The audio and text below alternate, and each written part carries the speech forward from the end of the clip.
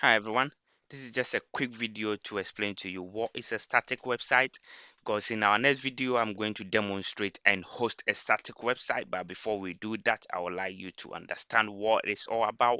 So static website, these are sites that has fixed content.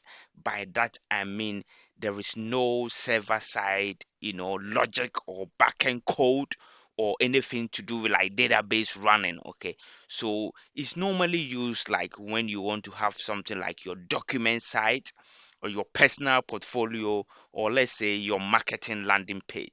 Okay, so basically the site don't normally change. They are just like there. They are dynamically don't get changed. Okay, you can host some of them in what we call AWS S3 or allow you to host it. Okay, GitHub page will allow you to host it, and Netlify 2 can also help you to host this. Okay, so in a nutshell, that is a static website. So watch out for our next video where we're gonna dive into the provisioning and hosting of a static website using what we call AWS S3.